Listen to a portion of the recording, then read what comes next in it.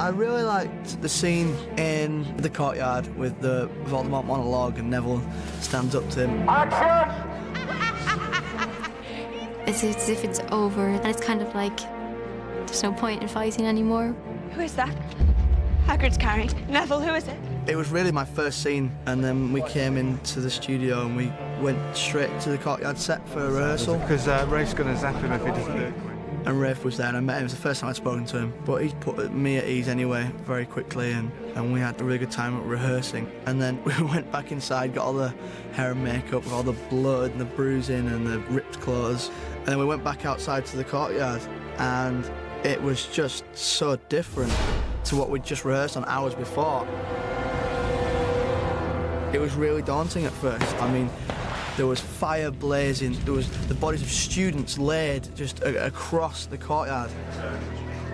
All these limbs kind of hanging out of the rubble. Just hundreds of Death Eaters in one place.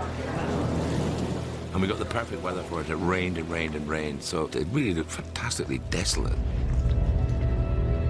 And of course, he who cannot be named does this fantastic, vicious, victorious speech. Harry Potter is dead! No! No! In this giant confrontation, Rafe was let loose, and he was utterly terrifying. Stupid girl! We shot it for weeks, and you never quite knew who he was going to turn on, what he was going to say, even. Well, I must say I'd hoped for better. It kept an entire courtyard full of extras and actors on their toes because he could pick at you at any moment. And who might you be, young man?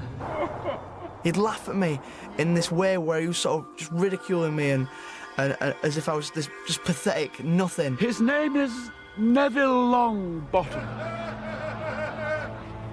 Is this truly the best Hogwarts has to offer? And it was just so effective. And I was just so angry at Voldemort that it was very, very easy to get into the character. I'd like to say something. And he's battered in this story, and he's bruised, and he's broken. Doesn't matter that Harry's gone. But he gives a speech about why they're not going to give up, which is suicidal. He's still with us. It's kind of like, he must be insane. Everybody knows he's going to be killed. But yeah, and it was lovely to see him do that, and he did it really, really well. He didn't die in vain. Matt's put so much into these films, and he's been so good, and he does brilliantly in that scene. But you will.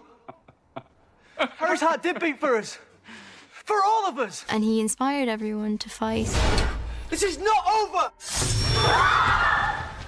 That was awesome because... Nevil!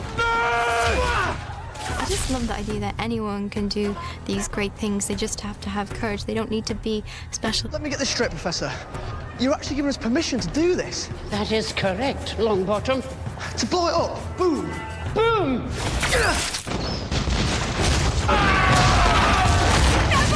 He couldn't even hold his frog together on the first film.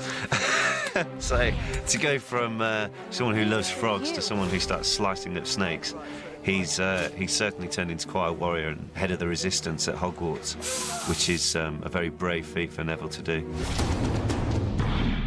He beats the bad guy, he saves the day, and that's what's driving him along, just instinct to do the right thing. To be able to play that over the last 10 years, that evolution of a character, has been incredible.